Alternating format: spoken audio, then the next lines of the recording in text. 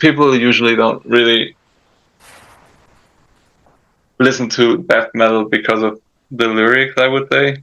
I mean, just generally speaking, and it's Right. not the same for everyone, but I feel like a majority of people listen to the death metal music because of the intricacies and the emotion that the riffs and the drums and whatever.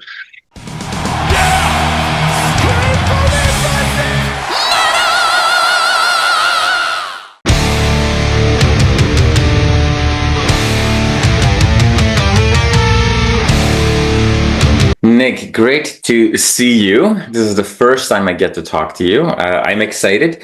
I should say almost like welcome back because there's new wind in your sails, and it's been a while since we've heard from you. So, how are you doing right now? Pretty great. Been very busy with the band again these last few months. I mean, always been busy, but like not with this intensity that now been going on for the last couple of months. Yeah, Awesome. a lot of stuff going on behind the scenes, and yeah, happy to give you a bit of insight to whoever cares. Yeah. Well, a lot of people care. And maybe let's just jump into that straight away. Like, you guys released your album, your debut album, in 2017, 2016, 2017.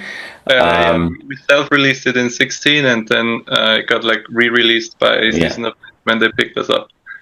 Yeah. exactly. So, and that album got a lot of great feedback, got a lot of attention.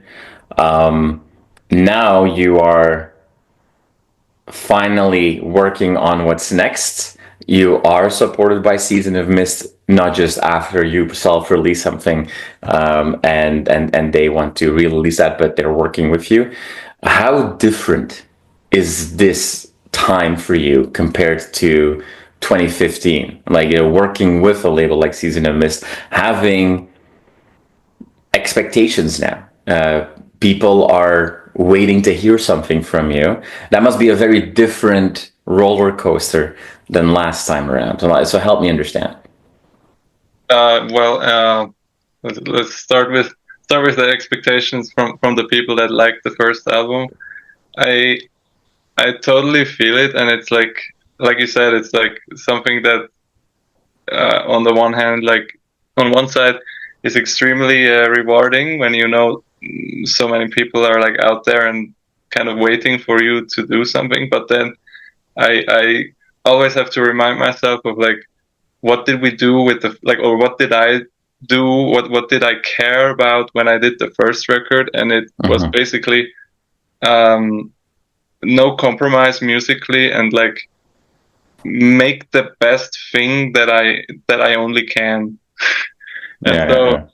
when all these positive when you hear all this positive feedback and all these requests for new music, and the people bugging you about like when it's finally coming and so on, uh, it's coming when it's done, and when I feel like it's at the 100% of my capabilities. Yeah. Because yeah, I'm not, or nobody in the band is like that talented that will be like releasing new stuff like every year or two. Like it's just we're just not at that level. We have to like make a concept of something, like do arrangements, and then run through everything at least like 1,000 times or so. And then if we still think it's good, then we might work on it further. Yeah. So, and then regarding Season, actually, it's our first time now, like releasing an album, or like releasing music with them from scratch. Like Yeah. when they picked us up, they basically just re-released what we already had. So, I mean, what expectations can we have towards them? I never really thought about that. I always appreciated their help Mhm. a lot, especially when it comes to the US tours that we did. Like they helped us a bunch with the visa procedures and everything. So I couldn't couldn't thank them enough. And Yeah. now when it comes to new music, also that they've not put any pressures on us or anything. So yeah, we basically we have no previous how do you call it, like differences or anything. Like we basically start from scratch on a positive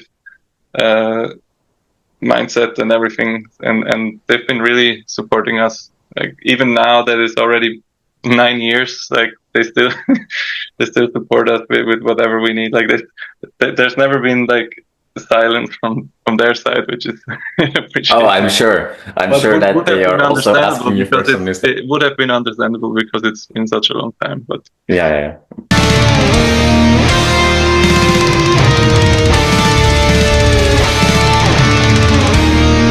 I mean, I don't believe you for a second when you say that you don't have the talent.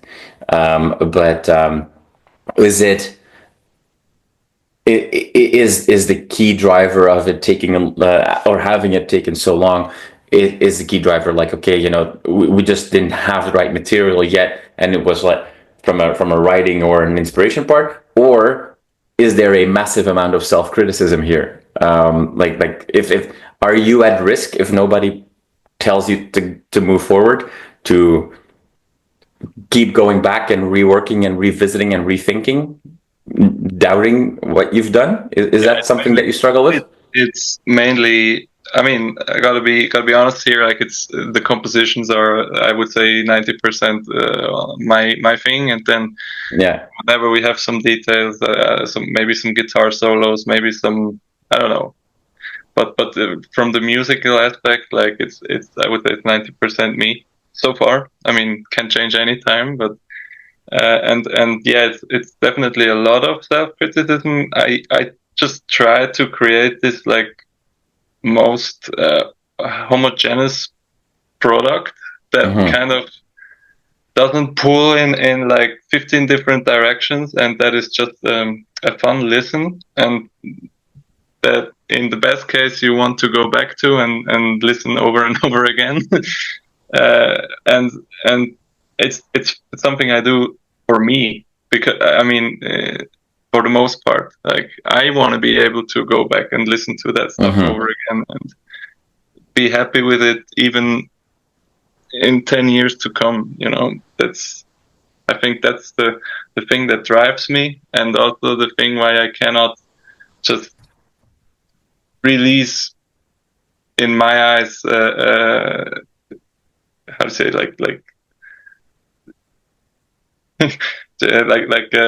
genre music, just to put it out there and just to like Yeah. create content or whatever. Like that's just not my thing. Yeah. All right. Now you said that, like, I want to be able to like my own music and go back to it. Not every artist does that. Not every artist says that. A lot of artists like don't want to hear their own music once it's recorded.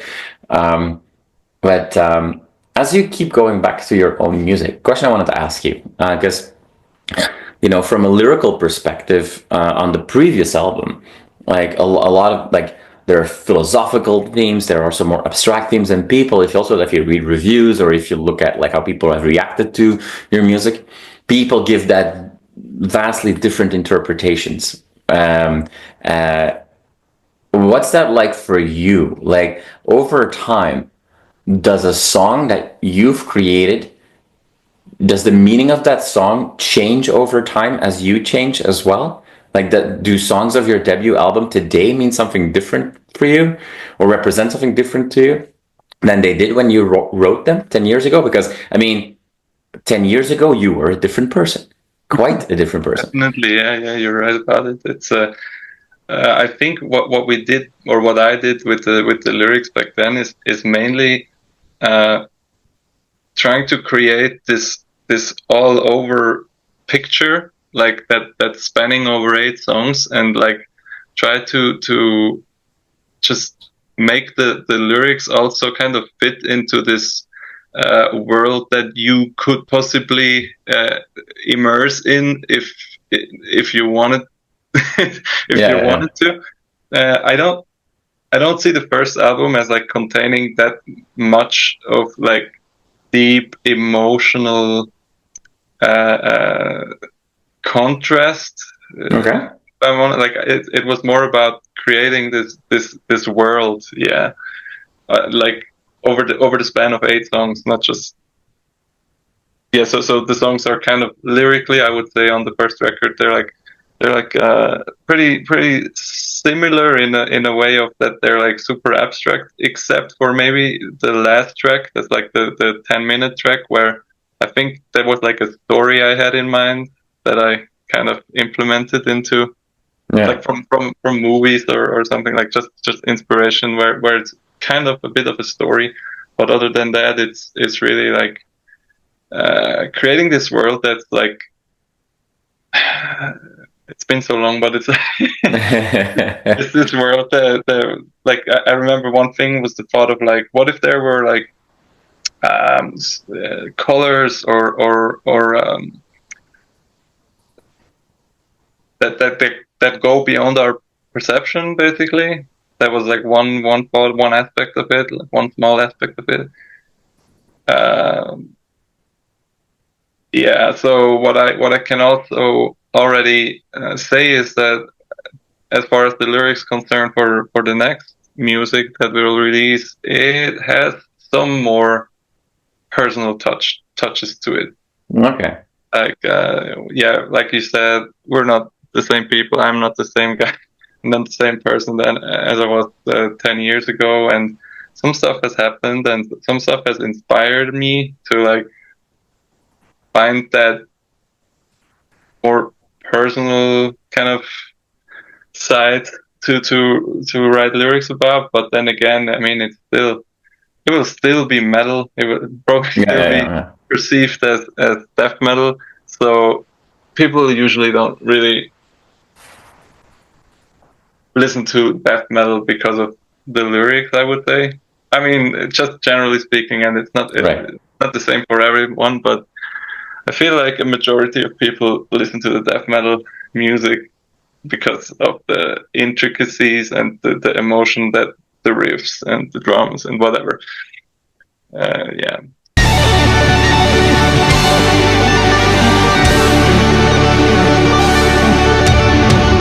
As you are a different person and have quite literally matured in the last 10 years, is that comfortable being more open and personal on lyrics now, or is that a little scary? I don't think it's. I've never been comfortable at writing lyrics in the first place, so that's why on the first record, it's literally I have this like sci-fi theme in my head, and then I write about it. And this time, I might just have another theme in my head, and then I try to like go in that direction with the lyrics. But at the end, I mean, lyrics so far always came second. You know, the music is there, and then you kind of make the lyrics and the words not diverge from that vibe that you're getting from the music too much. So okay. Now you are the main reason that we're talking now is not because you have your album ready to announce and all the kind of good stuff, but because you are coming to Canada. You're coming to Canada for the very first time. You're going to play the Armstrong Metal Fest, and you're doing a full Canadian tour. So luckily, less expensive visas than the States that that Season of Mist has to help you with. But this is exciting. This is the first time the Canadian audience gets to see you live. It's the first time that you get to experience Canada. Given that, I mean, we know that you've got new music ready. We know. We also know that your previous album was very well received, but that material is now 10 years old, and you might not feel as connected to that as you do to the new stuff. So for this upcoming run of Canadian shows, what can we expect from that? Certainly one or two new tracks to be played. I mean, we've been playing some new music for like a couple of years already. Just we don't comment on it so far because we don't have a release or anything. But like of course the Illuminance songs they're still fun to play for the most Mm-hmm. part. And the new stuff is different to play so far, but I tell you that now we could talk about this in like 8 years from now, and I'd be more accustomed to but yeah, like we have new material ready, but like we still need to dive into it ourselves, and it's a bit tricky because you have this material that you had for 8 or 9 years now, and basically playing that is just like muscle memory.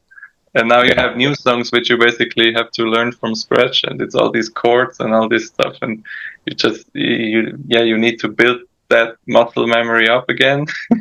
Not so easy, but yeah, we'll get there. But yeah, people Yeah. can at least expect one or two new tracks when they see us live, and yeah, No, hey man, I'm like just super stoked we can make it out there for the first time.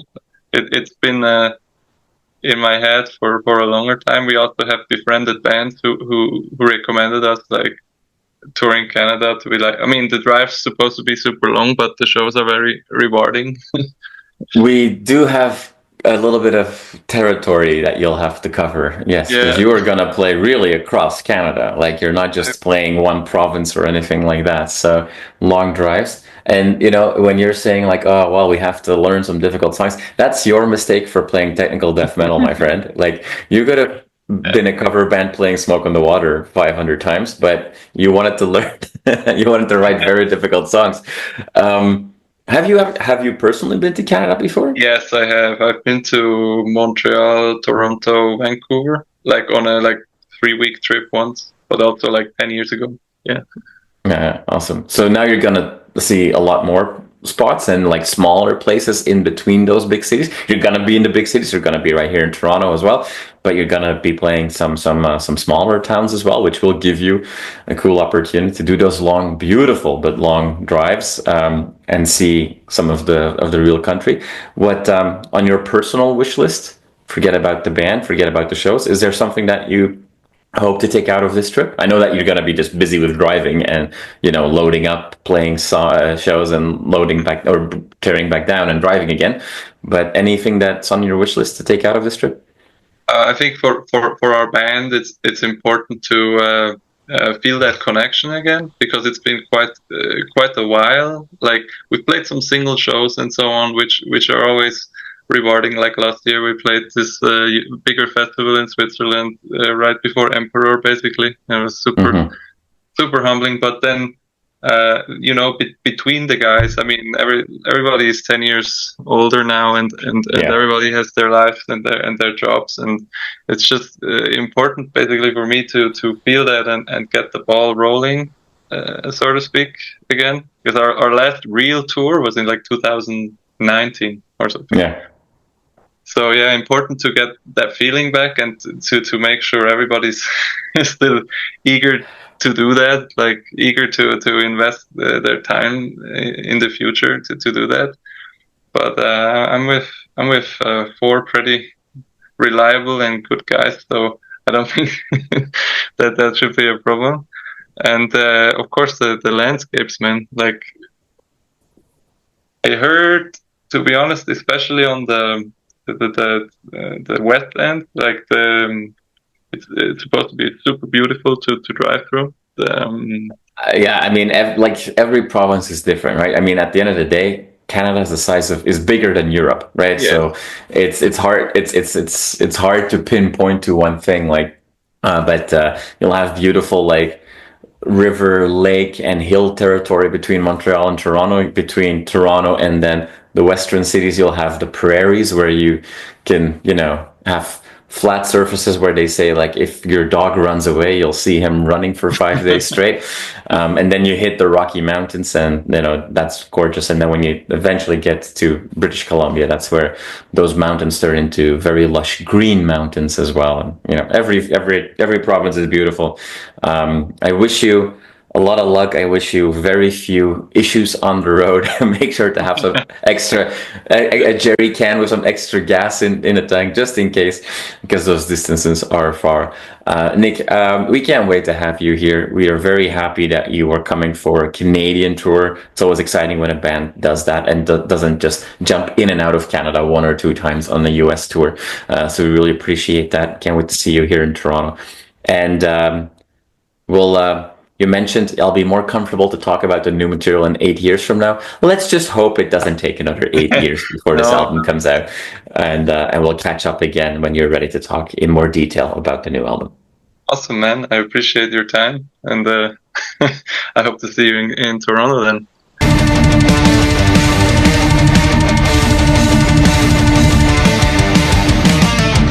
You are awesome for watching this video. Click right here to see more content like it and subscribe to the channel.